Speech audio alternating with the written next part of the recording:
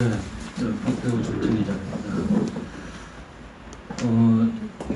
지금 우리가 양재추 중국의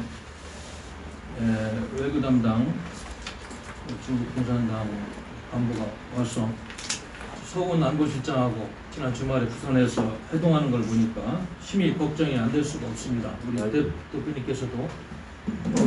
대표님께서도 말씀하셨습니다만 이 문제는 굉장히 중요한 문제입니다. 왜냐하면 지금 딱 여기서 우리가 외교적인 그러한 수를 잘못 두면은 큰일 날 수 있는 그런 아주 위기의 미중 간의 갈등 구도 속에서 서훈 안보실장이 과연 안 해야 될 얘기를 했는지 이건 우리가 뭐 알 수 없습니다만은 짐작컨대 이 친중 정권은 되도록이면 뭐 빨리 코로나 문제가 뭐 이렇게 정리되는 대로 시진핑이 좀 여기 왔으면 좋겠다 이런 이야기를 했었을 거라는 추측을 해볼 수 있는 거는 개연성이 충분히 있다. 그래서 이런 잘못된 친중 외교 노선을 계속 가지고 간다는 것은 대한민국을 자살골로 넣는 거나 똑같은 것이다. 이런 말씀을 드려야 될 겁니다. 그래서 저는 양재차하고 서훈 안보실장이 무슨 이야기를 했는지 이 중요한 시점에 국민들한테 좀 공개를 해줄 것을 공식적으로 우리 공화당의 이름으로 요청하는 바입니다. 물론 뭐 언론 보도는 보니까 양재츠 그 국무위원이 와서 다자간 협력을 강화한다는 이런 좀 두리뭉실한 이야기를 하면서 미국의 반중 노선에 대한민국이 적극적으로 참여 안 했으면 좋겠다. 또 화웨이 반도체 문제, 미국이 압력을 넣고 있는 문제, 한국에서도 좀 미국이 요구를 적극적으로 안 받아줬으면 좋겠다. 이 정도의 추측성 이야기가 나옵니다만은 제가 보기에는 이건 하나의 그냥 넋두리 같고 실질적으로 가장 중요한 문제들이 지금 대한민국의 헌법에 반하는 그런 논의들이 실제로 있었을 것이다. 이런 추측을 하면서 그런 대화록을 좀 공개를 해서 이거 까딱 잘못하면은 구한말에 대원군이 세국 정책하다 나라 다 거덜냈듯이 비슷한 경우가 있기 때문에 요청을 하지 않을 수 없겠습니다. 아까 말씀하셨듯이 지금 중국은 흑룡강성 백두산 일대 그 등평 미사일, 중거리 미사일 1600기를 지금 배치하고 있는 상황인데 이거 하나만으로도 대한민국은 지금 중국 공산당이 그동안에 해온 국제사회에서의 그 상식을 벗어나는 국제법을 지키지 않는 이런 행태를 보아가지고 우리가 북한 핵 문제도 중국 공산당이 적극적으로 협조해서 그동안에 그 문제를 좀 막았길 바랬고 그렇게 하길 바랬는데 결론적으로 여러분도 알겠습니다만 미국 국방부 산하 육군부 보고서 보셨죠? 며칠인가 저도 여기 아까 자료를 보았습니다만 24일 날 332쪽 북한 전술 보고서라고 노스코리안 태틱스의 보고서 보니까 북한의 핵탄두를 지금 60개까지 갖고 있고 올해 안에 100개까지 만들 수 있는 능력이 있고 이것뿐만 아니고 지금 생화학 무기를 말이죠 2,500톤에서 5,000톤까지 갖고 있다. 탄적은 1kg만 서울 상공에서 퍼뜨리면 5만 명이 즉사한다. 이런 엄청난 문제가 지금 대두되고 있는 상황에서 중국 공산당의 역할이 무엇인지 이 정권이 좀 제대로 알고 한미동맹에서 1mm도 이탈하는 그런 노선을 가면 안 됩니다. 큰일 납니다. 우리 대한민국 국민들의 생존권을 절대로 보장할 수 없는 이런 중체대한 시점이다.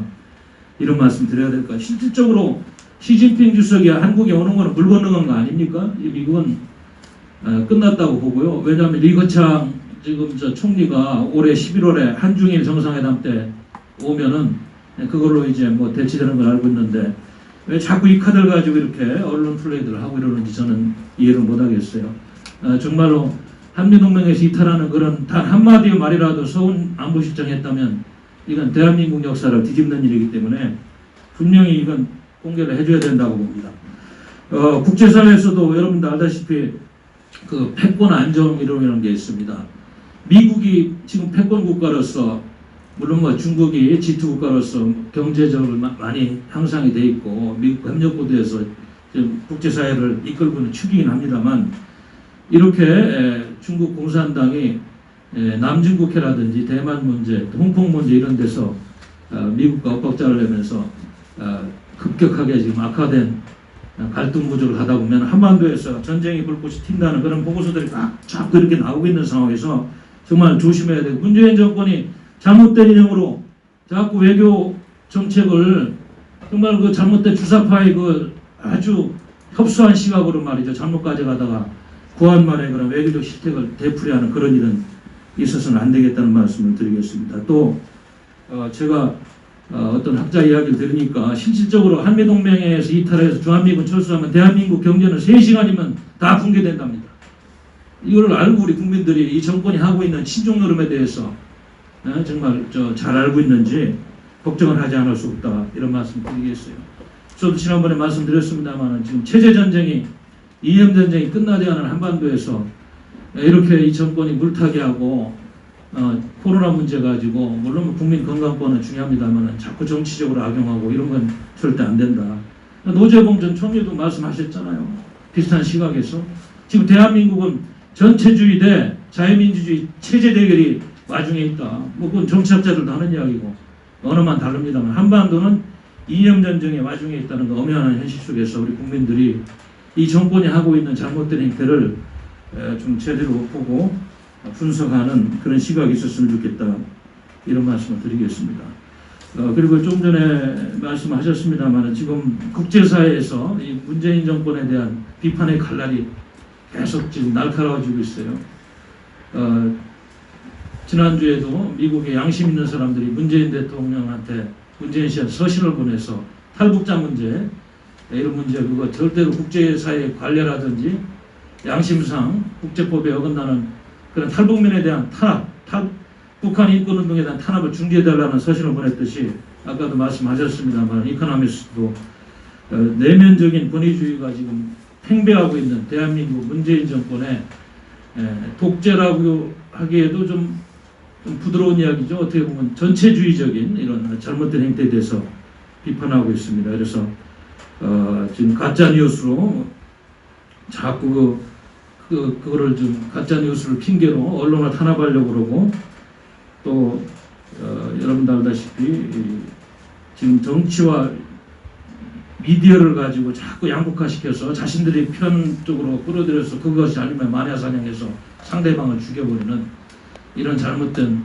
언론 정치 문화도 양산하고 있고, 여기저기에서 지금 자신들의 진영에 충성하는 사람만 대한민국 국민이고 반대하고 비판하면 마치 잘못된 사람인 것처럼, 이런 정부의 흐름에 대해서 국제사회에서 이코노미스트도 지금 글을 나왔습니다만은 계속된 비판이 나오고 있는데, 이렇게 가다가 나중에 더 악화되면 대한민국은 이제 상당히 어려워지는 나라가 되고 모든 것이 다 끝날 수가 있다, 이런 걱정을 하지 않을 수 없습니다. 그래서 우리 당에서는 뭐 어려운 상황이고 어려운 정국입니다만 어떤 현안별로 우리가 할 수 있는 것을 좀 어떤 형태로든 뭐 소수의 기자회견이라도 통해서 하여튼 계속 목소리를 내는 그런 작업이 필요할 것 같습니다.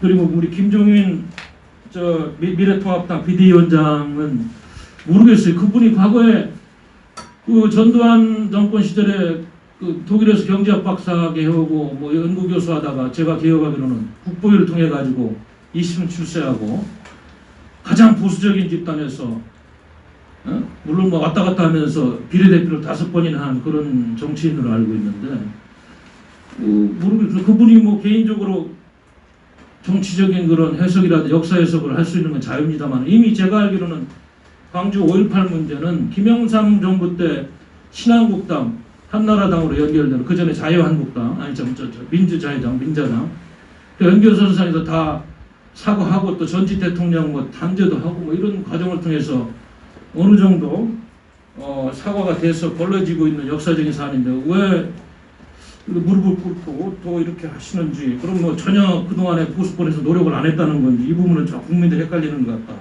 또 알다시피 작년에 총선 이전에 이종명 의원, 김순례 전 의원, 김진태 전 의원이 한 발언을 가지고 당에서는 그 제명까지 하고 이런 조치한 기억도 있는데, 마치 보수는 광주 문제에 대해서 전혀 조치를 취하지 않은 것처럼 사과만 하고 이런 거에 대해서 과연 우리 보수권에서 어떻게 해석해야 되는지 좀 면밀하게 봐야 되겠다, 이런 생각이 듭니다.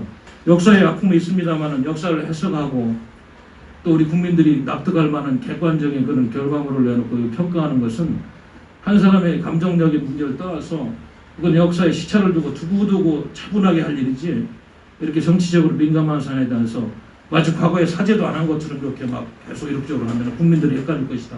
이런 말씀을 드리겠습니다. 감사합니다.